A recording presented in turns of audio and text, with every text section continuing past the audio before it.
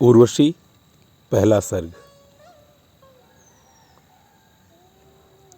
उर्वशी की भूमिका में रामधारी सिंह दिनकर ने एक बहुत खतरनाक, डरावनी बात कही है और सही बात भी कही है, तो उसे नज़रअंदाज करना ठीक नहीं लगता। उर्वशी पुरुरवा के वैदिक और मिथकीय चरित्र के संदर्भ में उनके बहाने अपने राजनैतिक और दार्शनिक पक्ष को व्यक्त करने के बाद अंत में दिनकर जी लिखते हैं, पुरुष की रचना पुरुष करे तो वो त्रासक होता है और पुरुष की रचना नारी करे तो लड़ाई में वह हार जाता है। समस्या युद्ध की हो अथवा प्रेम की, कठिनाइयाँ सर्वत्र समान हैं। एकांत में कोई नहीं मानता कि बघनखा पहनना अच्छा काम है, किंतु बाहर आते ही हर कोई उसे पहनना चाहता है क्योंकि और लोग बघनखे पहने हुए हैं। प्रेम की समस्याओं पर यह पूरी पुस्तक है। उर्वशी और पुरुरवा के प्रेम के माध्यम से हमारे आपके जीवन में प्रेम के कौन से कोपले फूटेंगी, यह कहना तो अनिश्चित है, लेकिन दिनकर जी की परिकल्पना को समझने के लिए हम पहले सर्ग में उतरें उससे पहले कुछ श्लोक उन्होंने लिखे हैं इस पुस्तक में। सबसे पहले उस पर चर्चा करें और यह भी प्रयास रहे, या तो मेरा कहने के दौरान और या आपका समझने के दौरान, कि हम इन पूरे प्रबंध काव्य के पाठ के समय क्या हम इनको ऋग्वेद से या अन्य शास्त्रों से या अन्य समकालीन बौद्ध साहित्य से जोड़ सकते हैं क्या? यदि हम जोड़ सकते हैं तो क्या उसके नए मायने, नए मतलब निकल सकते हैं क्या? बहरहाल पहली पन्ने पे इन्होंने ऋग्वेद का एक बड़ा पुनीत श्लोक लिखा है, कामः तदग्रे संवर्तताथि। कामः तदग्रे संवर्तताधि। इस पे हम रिटर्न करेंगे, will come back to this. उसके और नीचे आप आएँ तो उन्होंने पद्म पुराण से एक उदाहरण दिया है, धर्मादर्थः अर्थतः कामः कामाध्यर्धर्म फलोदय। Pardon my troublesome Sanskrit, but इसका अर्थ ये है कि जिस तरह धर्म को पाने के लिए अर्थ और अर्थ को पाने के लिए काम का उपयोग होता है, हो सकता है, उसी तरह काम को पाने के लिए धर्म भी उपयोग में लाया जा सकता है। I don't know, it's not very what do you say exact, but this is what I sensed out of it. Mahabharata का उल्लेख इन्होंने किया हुआ है, यथा पुष्प फलम काष्ठात् कामः धर्मार्थयोः वरः। जिस तरह काष्ठ के लिए, लकड़ी के लिए फूल और पुष्प और फल, फूल और फल होते हैं, उसी तरह काम धर्मार्थयोः वरः, धर्म और अर्थ के समस्त वरों के लिए भी उपयोगी होता है। मेरा अपना अनुमान है कि दिनकर जी ने इन पद्म पुराण, महाभारत, शिव पुराण, मनुस्मृति और ऋग्वेद के उदाहरण देकर कतिपय यह चेष्टा की होगी कि हमारी जो वर्जनाएं हैं, जो 20वीं सदी की या 19वीं सदी की विक्टोरियाई समाज की वर्जनाएं हैं, जिसे भारत में और विश्व के हर जगह जहाँ जहाँ भी संभव हो पाया है उसे स्थापित किया गया है, तो इससे बाहर निकला जाए। अच्छा, हम जो पहले ऋग्वेद की चर्चा की, कामः तदग्रे संवर्ततादि, इस पे हम कुछ कहें, इससे अच्छा एक और महाज्ञानी कवि विचारक जयशंकर प्रसाद के निबंध काव्य और कला तथा अन्य निबंध, इसमें उनके उदाहरण पढ़ते हैं।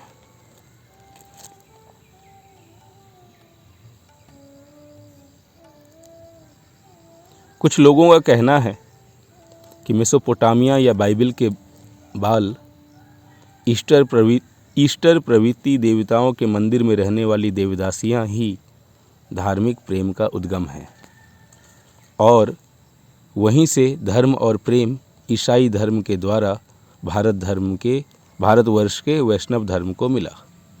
किंतु उन्हें नहीं मालूम कि काम का धर्म में अथवा सृष्टि के उद्गम में बहुत बड़ा प्रभाव ऋग्वेद के समय से ही माना जा चुका है। और वो लिखते हैं कामादस्त दग्रे। अच्छा, इन्होंने दूसरा उसका श्लोक का रूप दिया है जो है कि कामादस्त दग्रे समवर्तताधि मनसो रेतः प्रथमम यदासीत। यह काम का प्राचीन वैदिक रूप है और प्रेम से अधिक व्यापक भी है। जब से हमने प्रेम को लव या इश्क का पर्याय मान लिया तभी से काम शब्द की महत्ता कम हो गई।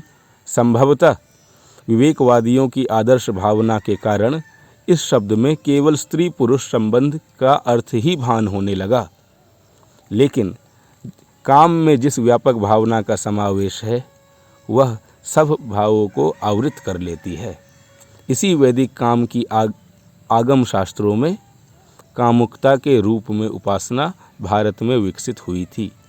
यह उपासना सौंदर्य, आनंद और उन्मद भाव की साधना प्रणाली थी। पीछे 12वीं शताब्दी के सूफी इब्न अरबियों ने भी इन सिद्धांतों की महत्ता स्वीकारी। वह कहता है कि मनुष्य ने जितने प्रकार के देवताओं की पूजा का समारंभ किया उनमें काम ही सबसे मुख्य है। यह काम ही ईश्वर की अभिव्यक्ति का सबसे बड़ा व्यापक रूप है।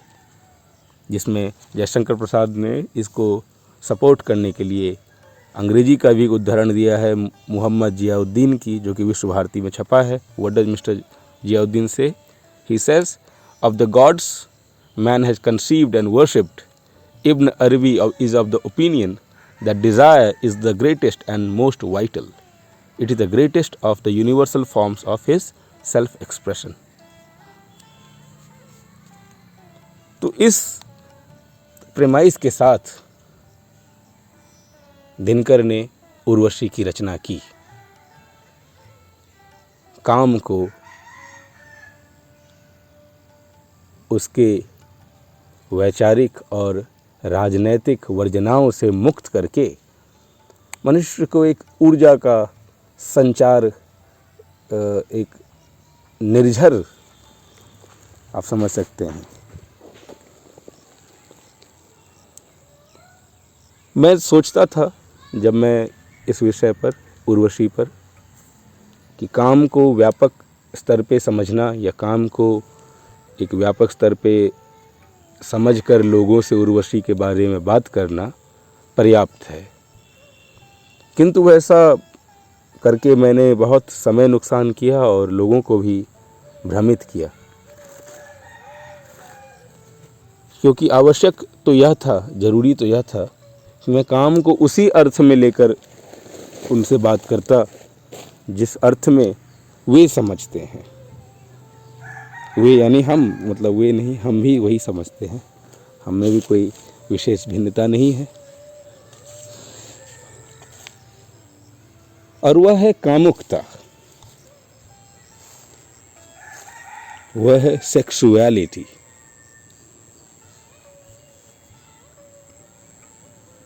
यानी सहज भाषा में कहें तो पुरुष और स्त्री का अंतरंग संबंध। तो हम इस पुस्तक को पढ़ते समय यह मान के चलते हैं कि वेदर एक्सप्लिसिट और नॉट, उर्वशी और पुरुरवा में अंतरंग संबंध है।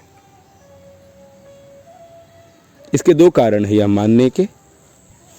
पहला कारण तो यह है कि इससे कथा में एक अलग रोमांच आ जाता है।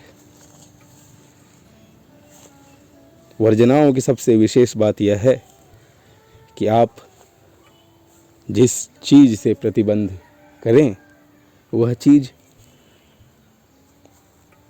विचित्र रूप से रोचक हो जाती है। तो हम मान के चलते हैं कि उर्वशी और पुरुरवा के प्रसंग में अंतरंग संबंधों का मामला है। जैसा कि हमने पिछले बातचीत के दौरान कहा, हमने पाया कि पुरुरवा ने अपने मंत्री को यह कहा था कि वे और उर्वशी गंधमादन पर्वत पर 1 साल तक विचरण करेंगे। अब 1 साल तक विचरण करेंगे गंधमादन जैसे मादक पर्वत पर, तो उर्वशी जैसे महाकाव्य की रचना नैसर्गिक लगती है। दूसरी बात जो हम इस कथा को पढ़ने के दौरान अंतरंगता को वरीयता देने के संदर्भ पर जोर दे रहे हैं, उसका दूसरा लाभ यह है कि मनोवैज्ञानिकों ने पाया है, चाहे वो सिगमंड फ्राइड हो, चाहे वो कार्ल गुस्ताव युंग हो, अन्य भी आप देखना चाहें, लेका को देख लीजिए, या there's plenty of it, कि सेक्सुअल जेलेसी और sexual relationship are the gateway to understanding one's psyche. Ayn Rand मशहूर कैपिटलिस्ट लेखिका, कैपिटलिस्ट कहना गलत है, ऑब्जेक्टिविस्ट, उनका ऑब्जेक्टिविस्ट एजेंडा है उनके हिसाब से। उन्होंने तो यूं तक लिखा है कि tell me a woman a man sleeps with, right?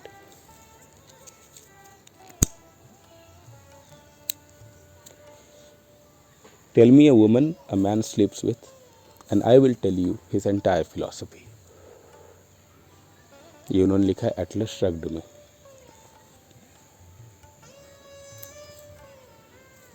तो उर्वशी और पुरुरवा का एक साइको एनालिसिस भी होना चाहिए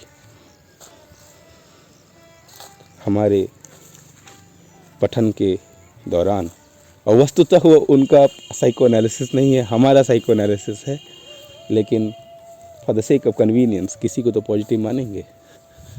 लेट अस से कि हम उर्वशी और पुरुरवा के साइको एनालिसिस, मनोविश्लेषण करते हुए प्रेम के उस व्यापक अर्थ को समझने का, पकड़ने का, छूने का प्रयास करेंगे जो ऋग्वेद में कहा गया है या जो अन्य वेदों में कहा गया है। हम सबको वैदिक होना चाहिए और वैदिक परंपराओं का अक्षरशः पालन करना चाहिए। यह मेरा पर्सनल मैसेज है, पैगाम है। This is what I socially stand for. इन सारे बातों के बाद हम प्रथम अंक यानी प्रथम सर्ग में प्रवेश करते हैं। अंक है ये, दरअसल ये नाटक है। I am sorry, it's not a सर्ग, यह एक अंक है। अब इस अंक का भी पहला जो वाक्य है वो वाक्य नहीं है, श्लोक है। तो आप देखिए किस तरह से एक 20वीं सदी के लेखक, विचारक रामधारी सिंह दिनकर एक ऐसी कालजयी रचना को लिखते वक्त किन किन उदाहरणों से प्रेरित होते हैं। श्लोक यह है, साधारणो अयमु भयो, साधारणो अयमु भयो प्रणय स्मरस्य तप्तेन तप्तमयसा घटनाय योग्यम। साधारण में भी साधारण अनुभव भी होता है, तो प्रेम का याद आते हुए ही वो घटना मतलब दिल दहलाने वाली हो जाती है, आग लगाने वाली हो जाती है। यह किसी धार्मिक ग्रंथ का नहीं है, हालांकि हर ग्रंथ धार्मिक होता है। यम Vikramorvashiyam, okay, so that is the base book which mister Dinkar has followed. Kalidasa की रचना है विक्रमोर्वशीयम, जो कि इस पुस्तक का सोर्स बुक रहा होगा। चूँकि हम संस्कृत नहीं जानते हैं तो हमें यह पहली बार पता चली है, लेकिन संस्कृत के students I am sure would know कि यह पुरुरवा और उर्वशी की कहानी पहली बार दिनकर जी ने नहीं बल्कि ऋग्वेद में भी उल्लेख है और अन्य जगह भी उनके पुत्र आयु और प्रतिष्ठानपुर का मार्मिक वर्णन है। महाभारत में विशेष रूप से है और अन्य भी देवी भागवत। खैर, राजा पुरुरवा की राजधानी प्रतिष्ठानपुर के समीप एकांत पुष्प कानन, शुक्ल पक्ष की रात, नटी और सूत्रधार चांदनी में प्रकृति की शोभा का पान कर रहे हैं। जैसा कि हर संस्कृत के हर नाटक, हम समस्त शास्त्रीय नाटकों का विधान है कि रीत है कि एक सूत्रधार और एक नटी सबसे पहले मंच पर आते हैं और वह एक भूमिका, एक छेपक गढ़ते हैं, जिसके बाद कथा प्रारंभ होती है। ऐसा अंग्रेजी के नाटकों में भी है। जैसा आप शेक्सपियर वगैरह के में देखेंगे तो उसमें हमेशा एक अनाउंसमेंट करने वाले लोग रहते हैं। I don't remember the name what they called, but they are sure plenty of them. कई बार वो ऑडियंस बन के आ जाते हैं, कॉबलर बन के आ जाते हैं, बट नेवर माइंड। सूत्रधार यहाँ क्या कहना चाहते हैं, किस बात से सूत्रधार ने बात शुरू की। नीचे पृथ्वी पर वसंत की कुसुम विभा छाई है, ऊपर है चंद्रमा द्वादशी का निर्मेघ गगन में, खुली नीलिमा पर विकीर्ण तारे यूं दीप रहे हैं, चमक रहे हों नील चीर पर बूटे जो चांदी के, या प्रशांत निसीम जलधि में जैसे चरण चरण पर नीली वारी को फोड़ ज्योति के द्वीप जल निकल आए हों। तो वसंत की कुसुम विभा छाई है, वसंत की ऋतु है और द्वादशी चंद्रमा का आकाश है और आसमान की जो नीलिमा है उसमें तारे ऐसे चमक रहे हैं जैसे किसी नीले कपड़े पर, नीले लिबास पर चांदी की बूटे हों, या किसी समंदर के लहर लहर, इन्होंने लिखा है जैसे निस्सीम जलधि में जैसे चरण चरण पर, मतलब जगह जगह ज्योति के द्वीप निकल आए हों। आसमान की परिकल्पना इन्होंने की है। आगे कहते कहते सूत्रधार और नटी में संवाद होता है। दोनों प्रकृति की शोभा का अपने अपने तरीके से वर्णन करते हैं। सूत्रधार आगे लिखते हैं, कहते हैं, सारी देह समेट निबिड़ आलिंगन में भरने को गगन खोल कर बाँह विशुद्ध वसुधा पर झुका हुआ है। तो वसुधा धरती को अपनी आलिंगन में भरने के लिए आसमान, चंद्रमा की द्वादशी का आसमान विशुद्ध बेहोश धरती पर झुका हुआ है। अब आसमान स्वर्ग का प्रतीक हो सकता है, आसमान प्रगति का प्रतीक हो सकता है, आसमान पुरुष का प्रतीक हो सकता है। तो हमने ये निश्चय किया है कि हम किसी भी प्रतीक के पर बहुत विशेष टिप्पणी नहीं करेंगे। हम जो लिटरल है, जैसे आसमान है तो हम आसमान को ही मानेंगे, क्योंकि यह एक मिथिक स्टोरी है तो इसमें हम वो लिबर्टी ले सकते हैं।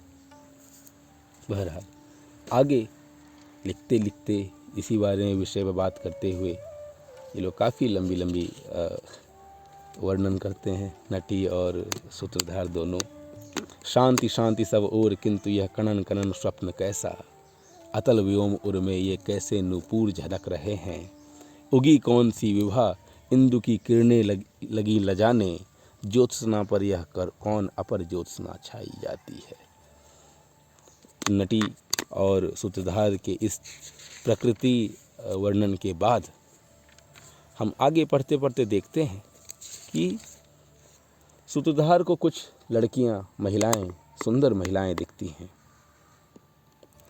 लो पृथ्वी पर आ पहुंची ये सुषमाएं अंबर की, उतरे हों ज्यों गुच्छ गीत गाने वाले फूलों के, पद निपक्षों पर में बल खाती है भंगिमा लहर की, सजल कंठ से गीत हंसी के फूल झड़े जाते हैं, तन पर भीगे हुए वसन हैं किरणों की जाली के, पुष्प रेणु भूषित सबके आननियों दमक रहे हैं, कुसुम बन गई हों जैसे चांदनियाँ सिमट सिमट कर। जाहिर है कि ये वो अप्सराएं हैं जो स्वर्ग से यहाँ पृथ्वी पर उनके महाराज पुरुरवा के कानन में, उनके प्रतिष्ठानपुर के समीप एक कानन है, एक बगीचा है, वहाँ ये सब अप्सराएं उतरी हैं। कुसुम बन गई हों जैसे चांदनियाँ सिमट सिमट कर।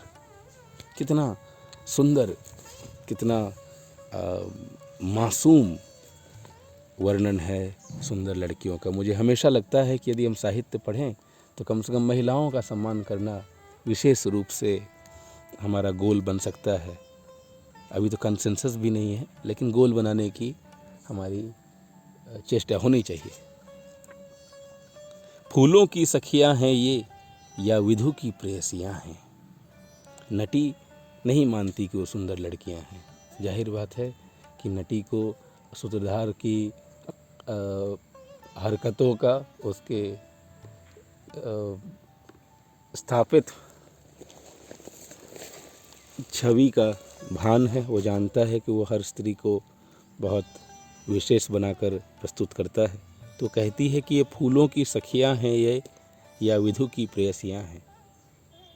नहीं चंद्रिका नहीं, न तो कुसुमों की सहचरियां हैं। ये जो शशधर के प्रकाश में फूलों पर उतरी हैं, मनमोहिनी अभुक्त प्रेम की जीवित प्रतिमाएं हैं। देवों की रणक्लांति मदिर नयनों से हरने वाली स्वर्गलोक की अप्सराएं, कामना काम के मन की। तो पहला जो आपको फैक्ट मिलता है कि ये अप्सराएं हैं, ये आपको इस वाक्य में, इस पैसेज में मिलता है कि जब सूत्रधार अपनी नटी को बताता है कि नहीं, मैंने इन अप्सराओं को बार बार पहले भी देखा है, मेरा काम ही है अप्सराओं को देखना, और मैं वैदिक स्टॉकर हूँ, तो मुझे पता है कि ये लोग कोई चंद्रिका या फूल की सहेलियाँ या कोई और नहीं है। ये लोग मनमोहिनी अभुक्त प्रेम की जीवित प्रतिमाएं हैं। अभुक्त प्रेम, इस अभुक्त प्रेम पर भी एक चर्चा हो सकती है, मगर वो कभी और होगी। नटी पूछती है, तो सुरपुर को छोड़ आज ये भू पर क्यों आई है? तो स्वर्ग को छोड़ धरती पर क्यों आई है? और चूँकि जैसा हमने विनोद के स्तर पर ही सही सूत्रधार को उसकी स्टॉकिंग एबिलिटीज़ के लिए अप्रिसिएट किया था, तो सूत्रधार डज नॉट डिसअपॉइंट अस। वह हमें बहुत सार्थक तरीके से बताते हैं कि उनके स्टॉकिंग एडवेंचर्स का क्या नतीजा है। यूं ही किरणों के तारों पर चढ़ी हुई क्रीड़ा में इधर उधर घूमते कभी भू पर भी आ जाती है। यह संभव है कुछ कारण भी हो इनके आने का, क्योंकि मर्त तो अमर्त लोक को पूर्ण मान बैठा है, पर कहते हैं स्वर्ग लोक भी सम्यक पूर्ण नहीं है। तो सूत्रधार एक दार्शनिक है, सूत्रधार एक विचारक है। वह कह रहा है कि हो सकता है खेलने के लिए या कुछ आनंद लेने के लिए वो धरती पे आई होंगी, या संभव है कोई काम भी हो, क्योंकि हालांकि हम लोग तो मानते हैं कि स्वर्ग में सब कुछ पूर्ण है, लेकिन स्वर्ग लोग भी सम्यक पूर्ण नहीं है। वहाँ भी सम्य भाव स्थापित नहीं है। स्वर्ग में भी कैपिटलिज्म की घोषणा हमारे सूत्रधार ने कर दी। पृथ्वी पर है चाह प्रेम को स्पर्श मुक्त करने की, गगन रूप को बाहों में भरने की अकुलाता है। गगन भूमि दोनों अभाव से पीड़ित हैं दोनों के, अलग अलग है प्रश्न और अलग अलग हैं पीड़ाएं। हम चाहते तोड़कर बंधन उड़ना मुक्त पवन में, कभी कभी देवता देह धरने को अकुलाते हैं। सूत्रधार ने धरती और स्वर्ग के आकांक्षाओं पर, डिज़ायर्स पर एक टिप्पणी की है। वो कहते हैं कि देखिए, स्वर्ग लोक तो सम्यक पूर्ण नहीं है, तो पृथ्वी को में प्रेम को स्पर्श मुक्त करने की चाह रहती है। हम सब, आप देखिए, किसी भी सभ्य समाज में छुअन एक नेगेटिविटी, अगर आप गलत बात मानी जाती है। आप किसी से मिलने जाएं और उसे बिना उसके रिटर्न कॉन्सेंट के अगर आलिंगनबद्ध कर लें, तो आप पर कानूनन मुकदमा लागू हो सकता है, किया जा सकता है, आप पर डिग्री लग सकती है आपको। तो ये पृथ्वी की अभिलाषा है कि हम स्पर्श मुक्त वाक्यपूर्ण रहें, मतलब वर्बल कम्युनिकेशन ज़्यादा हो और फिज़िकल कम्युनिकेशन कम हो, या बॉडी लैंग्वेज पे हम एम्फेसिस ना दें। अब किसी अन्य व्यक्ति के बॉडी लैंग्वेज को अगर आप गंभीरता से देखेंगे तो आपको बहुत भय लग जाएगा। संभवतः स्वयं को भी देखिए, जैसे मैं खुद को देखता हूँ तो मैं बहुत आतंकित हो जाता हूँ कि मैं कैसा व्यक्ति हूँ। तो यह पृथ्वी की अभिलाषा है। किंतु गगन रूप को बाहों में भरने को अकुलाता है। आसमान इतना निस्सीम, इतना विशाल आसमान, इतने तारों से भरा ये आकाश, वो एक छोटी सी चिड़िया जो उड़ रही है उसे भी छू नहीं पाता, उसे अपने बाहों में भरने को अकुलाते रहता है। हम चाहते तोड़कर बंधन उड़ना मुक्त पवन में, कभी कभी देवता देह धरने को अकुलाते हैं। तो जिस तरह हम चाहते हैं कि हम आसमान में मुक्त पवन में उड़ें बेखौफ, हमें आज़ादी चाहिए, हमें वो क्या उसे कहें, यूनिवर्सल एक्सेस। लेकिन देवताओं को भी कभी कभी मन होता है कि वो लोकल हो जाएं, वो थोड़े से देसी हो जाएं, वो थोड़े से धरती पे आ जाएं, देह धर लें। यह सब बात करने के बाद सूत्रधार और नटी अपने अलग अलग जगह कहीं छिप जाते हैं। लिखा भी है, नटी और सूत्रधार वृक्ष की छाया में जाकर अदृश्य हो जाते हैं। अप्सराएं पृथ्वी पर उतरती हैं और फूल हरियाली और झरनों के पास घूमकर गाती और आनंद मनाती हैं। तो फूल हरियाली और झरनों के पास अप्सराओं का आना, गाना और आनंद मनाना कोई नया मामला नहीं है। हमारे सारे संस्कृत के तो सारे, लगभग सारे कविताओं में, काव्यों में और गद्यों में इस तरह के उदाहरण मिलते हैं। जब किसी अप्सरा या कहीं कोई देव नारी, देव कन्या किसी झरने में नहाने आई, उसे फिर किसी ऋषि से भेंट हुआ। बाणभट्ट की कादम्बरी का तो एक प्लॉट ही वही है कि झरनों के पास जब दो राजकुमार शिकार करने आए थे जंगल में, उन्होंने देखा कि वहाँ एक देव कन्या नहा रही है, गौरी माँ पार्वती के समान सुंदर थी, तो वो फिर फ्लैशबैक में गया। तो ये झरना, हरियाली और फूल, इनके साथ अप्सराओं का गहरा नाता है। ये क्या गाना गाती हैं? परियों का समवेत गान, एक साथ परियों का समवेत गान। क्या गाना है?